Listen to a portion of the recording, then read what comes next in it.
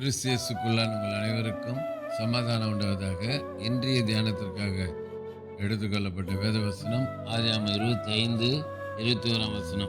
மலடியாய் இருந்த தன் மனைவிக்காக ஈசாக்கு கர்த்தர் நோக்கி வேண்டுதல் செய்தான். கர்த்தர் அவன் வேண்டுதலை கேட்டருளினார். அவன் மனைவி ரெபெக்காள் கர்ப்பம் தரித்தாள். ஆமேன், அல்லேலூயா.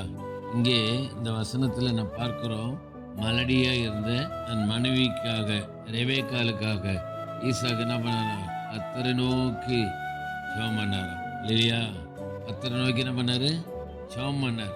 முறுமுறுக்கில் மருத்துவமனைக்கு அழைத்துட்டு போல, மற்ற ஆட்கள் இடத்துல ஆலோசனை கேட்கல, கன்சல்ட் பண்ணல. ஈசாக்கு செய்த ஒரே ஒரு காரியம், மலடியாக இருந்த தன் மனைவிக்காக ரெபெக்காளுக்காக ஜெபிக்கிறார். இல்லையா?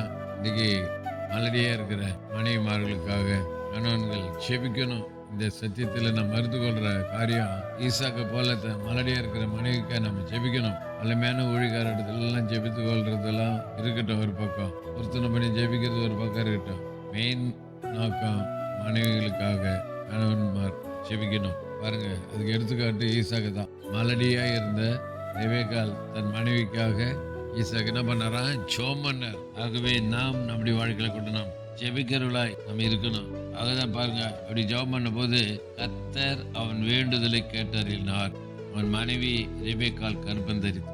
பாருங்க, கர்த்தர் அந்த வேண்டுதலை கேட்டாராம். கேட்டது மாத்திர ரெபெக்காள் கர்ப்பம் தரிக்க மாதிரி செய்தார்.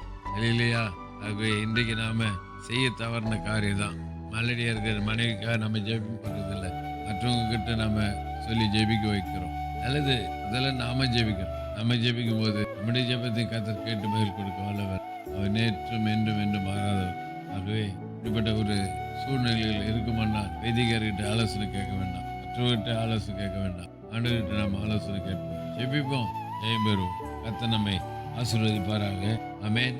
இயேசுக்கு நல்ல தகப்பனே, இந்த நாளில் கொடுத்த நல்ல வார்த்தைக்கு நன்றியப்பா.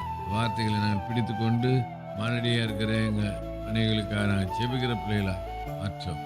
ஆண்டவரே, ஈசாக்கு ரெபெக்காள் ஒரு நல்ல ஒரு எடுத்துக்காட்டான ஃபேமிலி.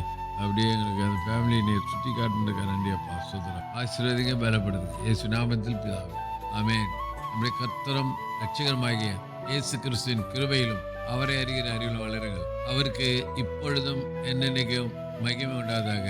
நம்முடைய கர்த்தராகிய இயேசு கிறிஸ்துவின் கிருபை உங்கள் அனைவரோடு கூட இருப்பதாக. ஆமென், ஆமென், ஆமென்.